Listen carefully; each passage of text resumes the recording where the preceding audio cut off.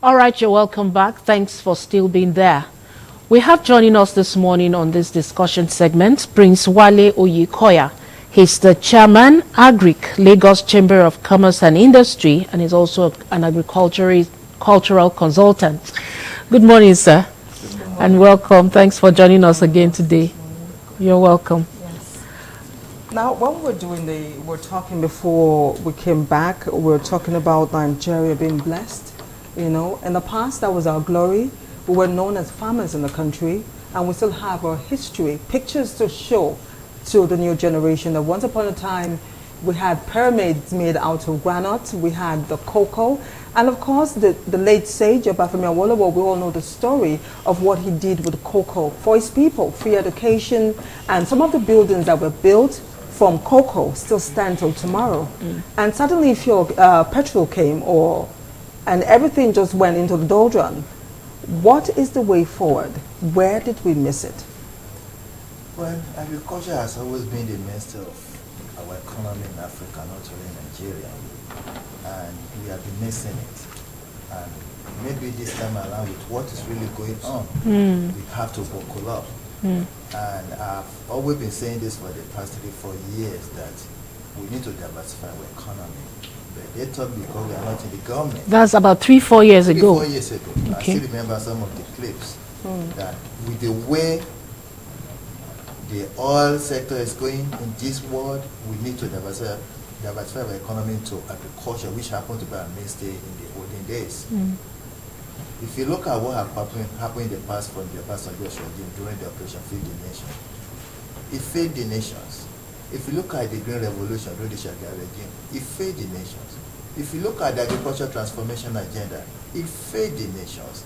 Because what I mean by failing is that I could just give you a little example between now and the last 4-5 years. You can go to the market and buy a basket of tomatoes for like 4,000 naira, 3,500. As of today, a basket of tomatoes is going as high as 22,000 naira. So where did we get it wrong? Because we misplaced our priority. We depend too much on the oil. And we have forgotten that we are not the only one producing this oil. And if you look at what is going around, I keep on saying that we don't have no leaders. We have rulers. The leaders, we live by examples. Like what is going on now, that most of the civil servants have not been paid. And we see our so-called leaders fighting to get all these millions for their wardrobes.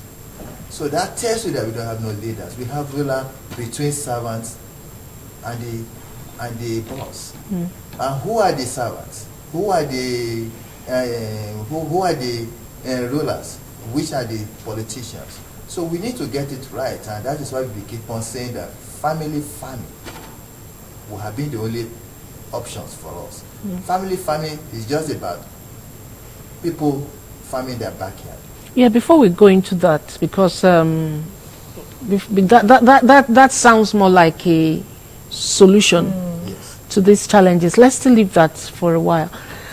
You outlined a couple of policies that each government has been coming up with. You mentioned the Green Revolution, you mentioned Operation Feed the Nation, and then the recent one was Agricultural Transformation Agenda.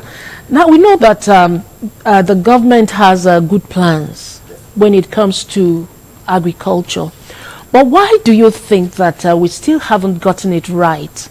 Is it based on manpower? Is it based on these same policies? Is it that the policies themselves are wrong in one way or the other, or that we've not actually found people who can actually man these policies? Not that we don't have the right people. It's just like the implementation of all these policies have always been the problem. And when you talk about the implementation, corruption comes in. Not that we are not getting money to fund this agricultural sector, but is it getting to the real farmers? That's the issue. We have too many of political farmers. I give you an example of the Commercial Agricultural Credit Scheme, CACS. The guideline was that before you can tap into this scheme, you must have nothing less than 350 million naira asset depensions in your farm. Sorry? 350 million naira. 350 million naira before you can tap into this scheme. So how many farmers in can Nigeria afford that? have an asset of about 350 million naira in Nigeria today. So this is part of the corruptions we're talking about. So definitely 200 billion naira went down the drain, which is supposed to be meant for the farmers. So the real farmers are not getting. I've been talking about this political farmer for the past 3-4 years, for those who have the ear to listen. But now everything is blown to our face. They are listening. This man I've been talking about, political farmers. Because average Nigerians, average farmer in Nigeria, they don't have up to that amount to mention their farms. All right, so what do you mean by political farmers? Who are they? Political farmers are the so-called leaders that have been talking about, like the politicians, like the House of Reps, senators, ministers, because before the money could get down to the real farmers down the line, they're already taking care of themselves on top. So it's just the remnants that is given to the real farmer, and that is why you keep on having all these problems. Why we cannot feed ourselves? You can imagine only put on right here, feeding Nigeria. If you go to most of the big supermarkets today, we are being fed by South Africans and Ghanaians. Because ordinary fruit, vegetables, you go to most of these big supermarkets, you find it there. Are you telling us that Nigerians can produce all these products? To me, it's a shame on our so-called leaders, especially the federal government. And I tell you why the agricultural transformation agenda have failed. We spend, I think they said they spent close to 1 trillion naira on this rice implementation they've been talking about. But at the same time, they are giving waivers to their friends. And we not say to the real farmer, they are giving the waiver to come. You are giving billions of naira as a waiver for people to bring the rice in. Who are the people cutting the short? So it's definitely the political farmers. Look at during the elections, when they were giving out rice for people to vote for them. You see, most of these rice were being imported to the country. So if you are telling us that, yes, you are producing rice in this country without volume, why can't you give out the local rice instead of importing coming out with vessels? Recently, somebody donated almost about 10 trailers of rice to Osun State. Where does this rice come from? It was imported. And if you look at what is going on, to me, for governors not to be able to pay their leaders, this is part of the problem we've been talking about. That means it's mismanagement, excessiveness.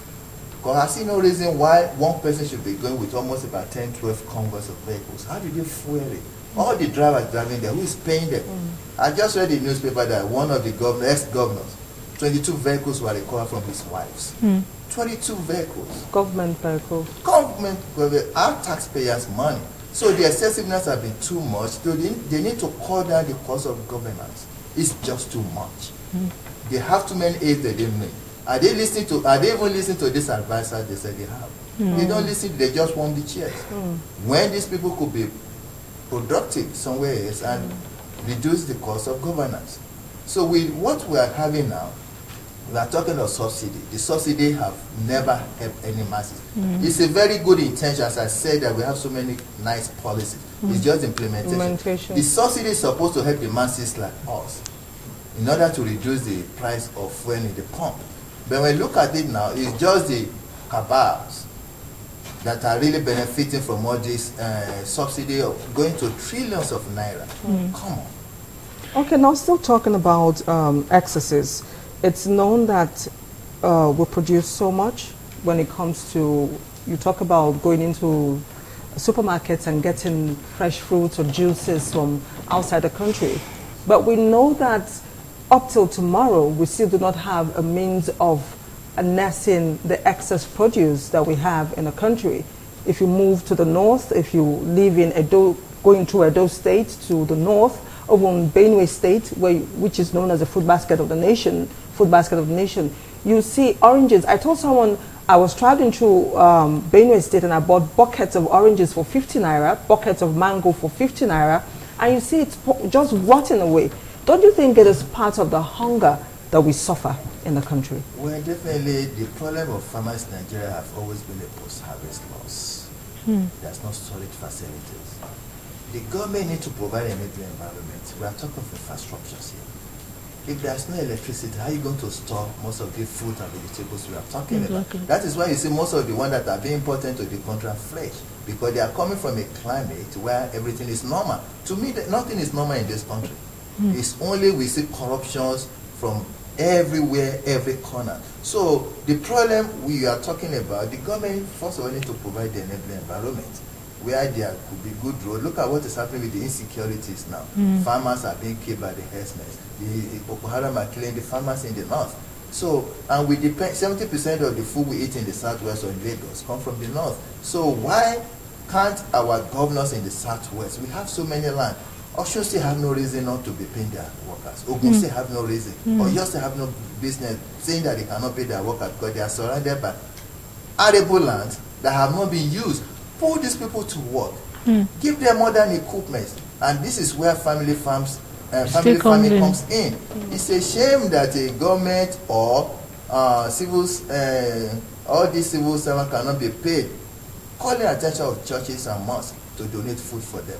If these people have been taken care of from the beginning, that listen, you can plant so at your backyard, tomatoes, peppers, all these little things. They have no reason to be begging, so they have turned Nigeria to be beggars, and it's a shame. Look at most of the pineapple you see around is from Cotonou, and we have the best of the pineapple in the whole world if it has been really harnessed. So the problem we have is not really the farmer. The farmer wanted to work, but the tools is not there. The environment is not conducive. You can't go to the bank and get a bank loan. I mean, get a farm loan. They give to you at the rate of 26%. All other countries are trying to cut down their interest rate. What happened to Nigeria? We're increasing our own. So how are we going to sustain the bad economy when the economy is so bad? And it's only in Africa that find it that economy is so bad and the commercial banks are declaring profit every quarter. Only in Nigeria, because if the economy is sick, who is the first person that's supposed to feel it? The banks. It's the bank, but you know why they're striving? Because most of the federal government money is being lodged into their accounts. They don't care about the depositors. That's why they are very proud when they come to it. They are so pompous that it's like, if you don't deposit with us, we still have some money come from the federal government. Look at all the pension fund. Where is it going? It's going to their accounts. So why can't they use this money to give out as a soft loan to the civil to the people that are about to be retired? If you ask every Nigerian if they retire today, what do you want to do after your retirement? They have no clue. But if they have been really be oriented that you can go into farming, then when you retire, you can go as a basic. I remember my dad at the age of 70, he started poultry. And he loved it. You know why? Because it's part of the exercise. When you bend down, you pick up the eggs, or when you take the ground, you are doing an exercise one way or the other. At the same time, you are feeding your family. So we need to really re-educate ourselves. And Nigerians are so fond of all these imported things of overseas goods. So the government of today, under the Mohamed Buhari, really need to cut down all this excessiveness and importation of all this food that can be produced in this country. Yes, I remember that early this year when the Minister of Finance started shouting that, hey, the economy is broke, that there's need to diversify the economy to look at other avenues through which the economy can generate funds to at least run the economy. And then it began to become more real when salaries were not being paid. And then just after the presidential election, or before the presidential election, they come up that they've already borrowed 480-something billion naira to pay salaries between January and March this year for the federal level. Now, we can't pay salaries. And we're talking about diversifying the economy. I just want you to maybe further reiterate what people really need to do to take this, to take this issue seriously. Well, yeah, we all need to buckle our seats. And everybody need to create his own economy, which is what they call mono economy, which we have been practicing before. Everybody need to create an economy in his own family. That listen, call your family, because we have just that we have not seen the we have not seen. It just started. The way I'm seeing it now, almost about 22 states cannot pay their workers.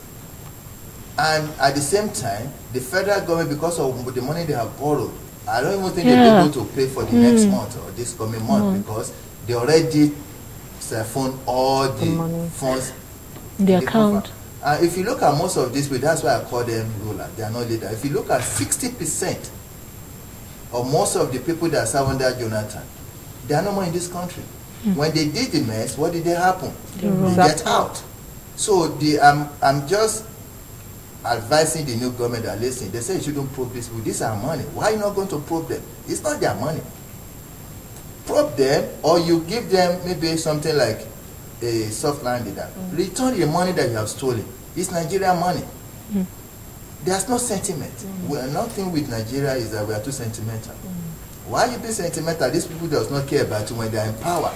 All what they do is to lose, steal. Then when they steal the money, they run out of the country. You know what happened? They started treating the illness that they are not going expected to do. When they die, they say, take me back to my country. It's a shame on us. So the current leader need to, that's why I like the present administration and that when they are declaring their asset. But they need to do more than just declaring the asset. Because you don't just go to the government and loot the treasury. Remember the people that voted for you. That's why sometimes I look at the people fighting in the National Assembly just for personal interest. Not that they have your interest or my interest at heart. Either the PDP or APC, but is the electorate need to tell them, listen, if you don't do the right thing, we have a PVC, we will vote you out. And all this money we'll be talking about that they are giving to most of this National Assembly is mind-boggling. 200 and something million naira every year for each members. How much does Nigeria have? How much is your Obama being paid? To service other sectors of the economy. And that does not even include all the perks that is still coming behind it. So we need to move forward, and the short form is through the family farming. All right, we're still talking about agriculture being an antidote to diversifying the economy. We'll take a break now to give you this package we put together on diversifying the economy. Please stay with us. We'll be back for more discussion.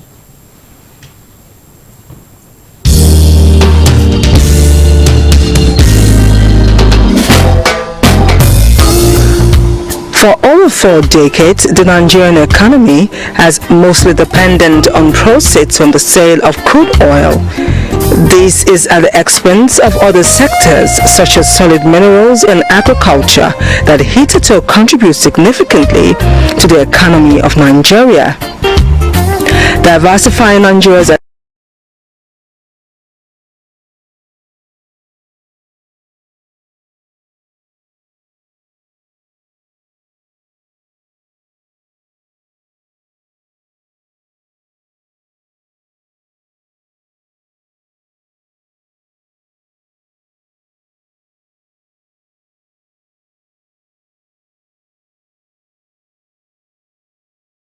economy from its over-dependence on crude oil has been described as the only strategy to effectively resuscitate and bring stability to the ailing economy.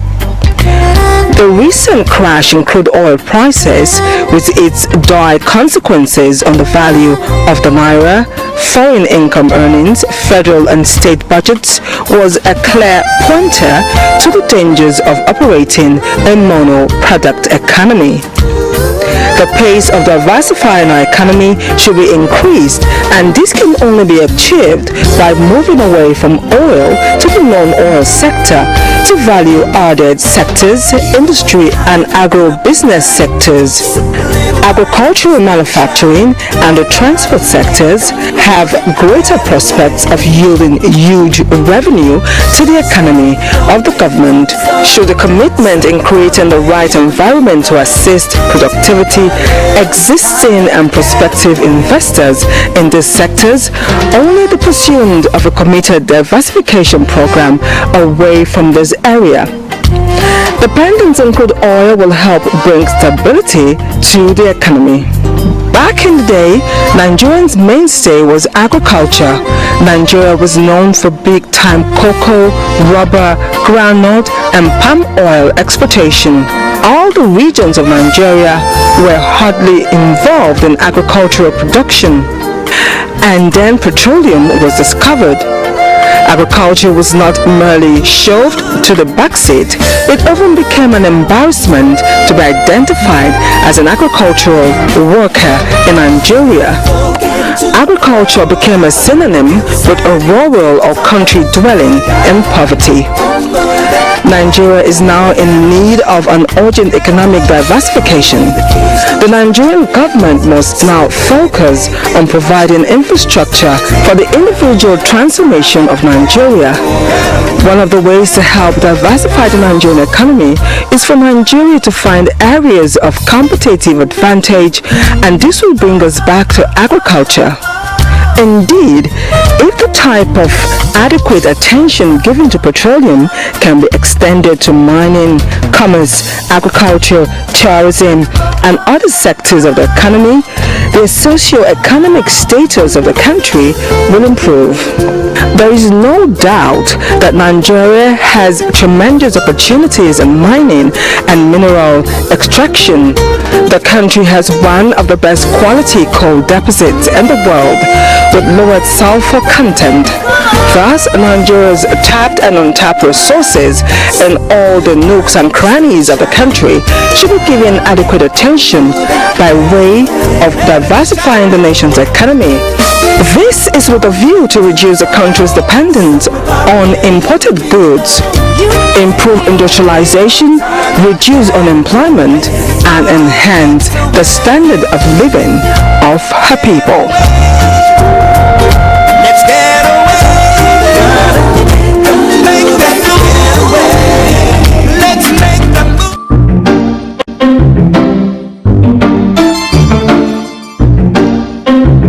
I think that will really boost our economy because as it were in this contemporary world we have now, fine, we know, okay, we have to put food in our belly, it's highly important because even if you don't have money, but if you can get something to put in your stomach, I think that will really make you fit for the day, or for the rest of the day. Let me just put it that way.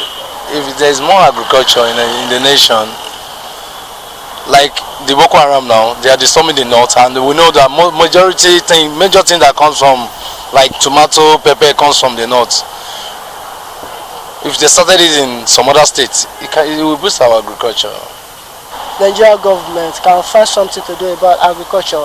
It will boost our economy in this country, in which many people will enhance. And you find another alternative.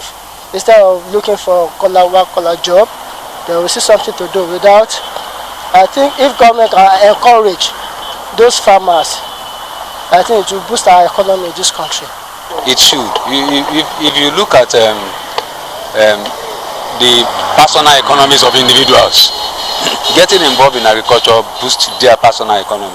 Do you understand that? So I believe a right-thinking nation should be involved in it. Personally, I am involved in agricultural, so I know how it has benefited myself and my family. So every nation needs to be serious about the agricultural sector. The past government, they did well in that sector, and we saw the impact in one way or the other. So I believe this government should also do something about that. Normally, you are supposed to diversify. It should not be just a one product economy. This over-dependence on oil is actually a major issue to Nigeria. We all know Nigeria is the largest exporter of crude oil in Africa, but still, we still need to diversify and invest more in agriculture, which the new government should actually look into. If you look at the sector of the agricultural sector, you find out that by the time you invest more of it, to try to increase our export rate. I believe that's in a way is going to bring about income for the government, and in a way I think it's going to increase our economy.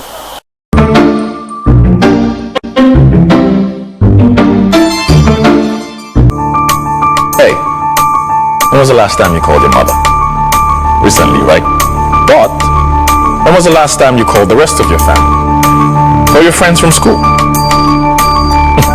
Now what about the neighbors? The ones you grew up with in your neighborhood? There's a saying, it takes a whole village to raise a child. Which is why, with Easy Life from Etisalat, it's only 11 kobo per second to call over 160 million Nigerians. When you get on Easy Life, you enjoy a flat tariff of 11 kobo per second to all networks, with only a 5 naira daily access fee. Because, in Niger, we're all one big family. With Easy Life, you can call anyone. Actually, you can call everyone in Niger. Hey, how you doing?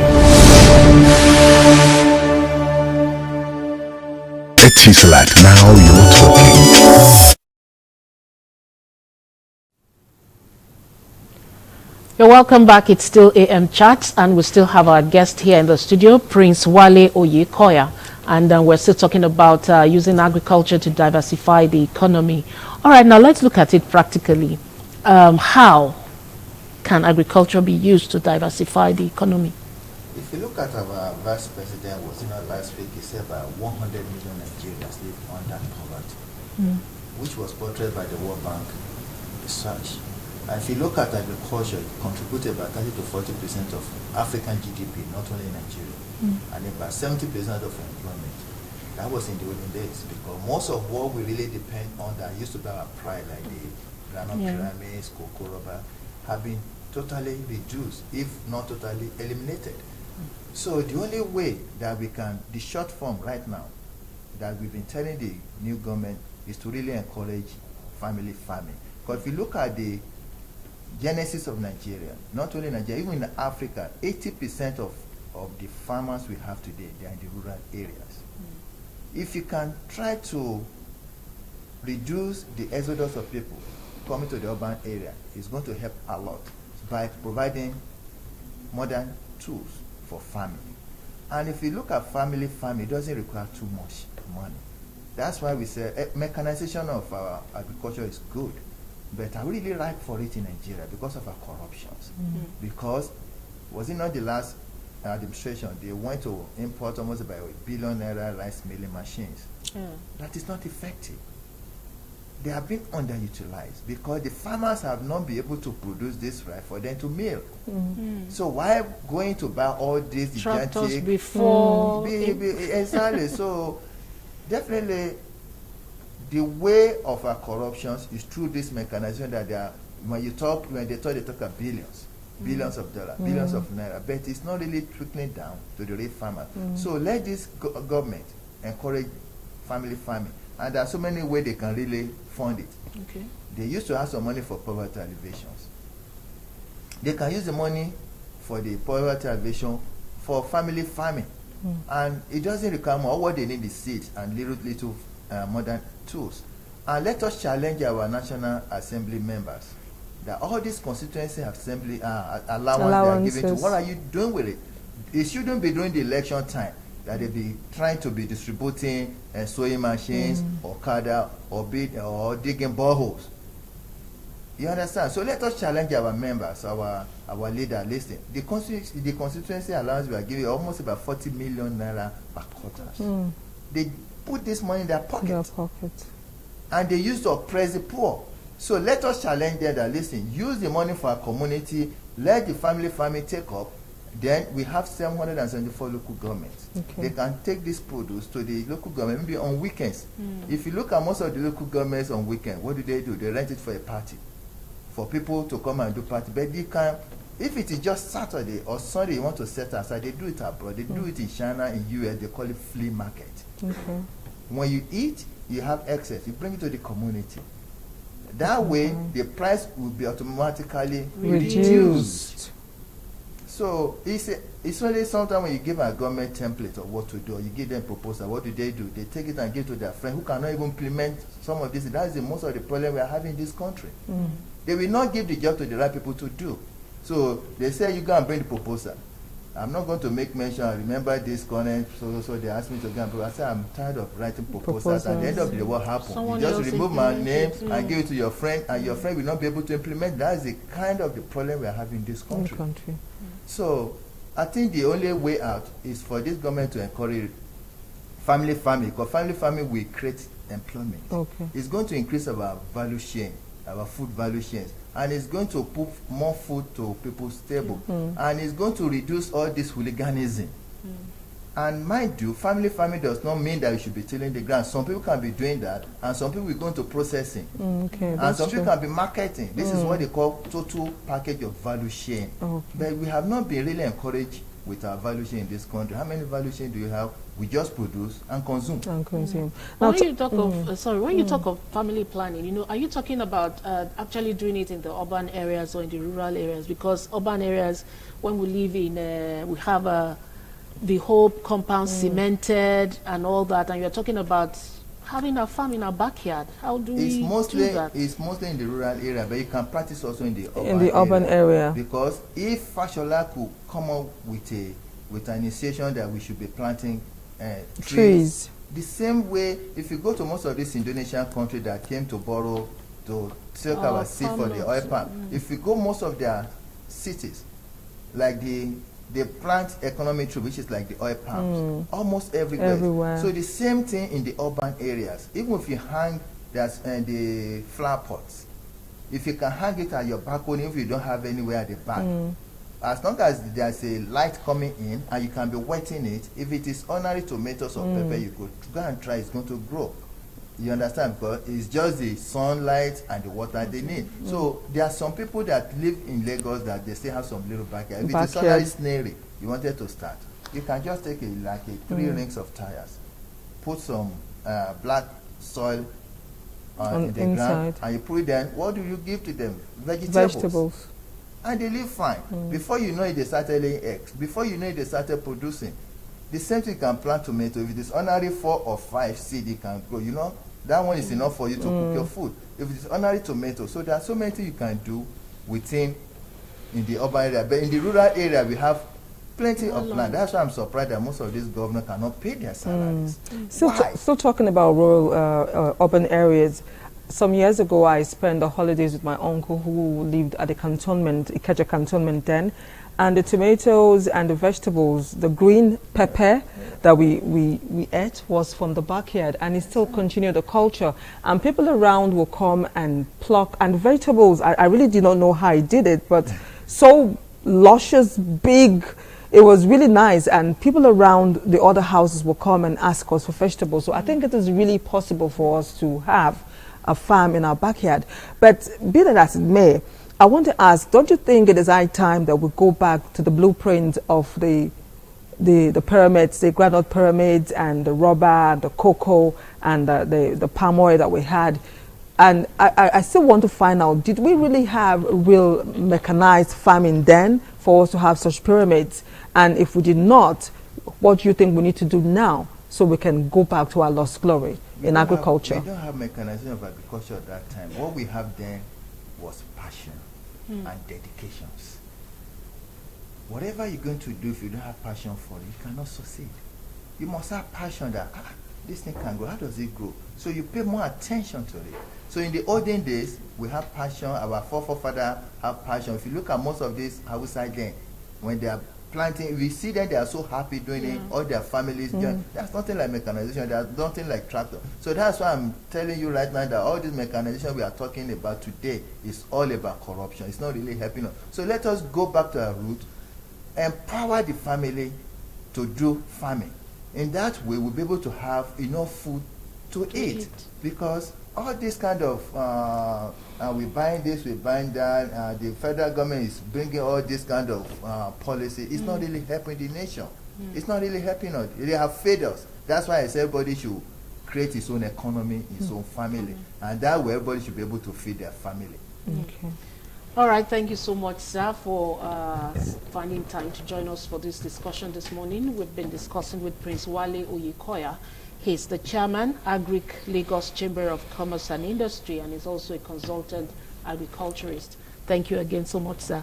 Thank you so much. Coming to talk about family farming today. So I guess everyone would start thinking, okay, what can we do? What can we plant? And you know, some of these things you mentioned are things that can grow within a few weeks. Yes. You know, your green vegetable, your fresh pepper, it will do very well in the backyard. Especially maize now. Exactly. You won't have it in the market. Exactly. So that's part of the storage facilities we are talking about. Okay. All right, we could go on and on, but of course we have to close this segment of the program. Thanks again. All right, we'll be moving on to the motivational talk segment, and don't forget, we said today we are talking about fatherhood and productivity. So stay with us, we'll be back shortly.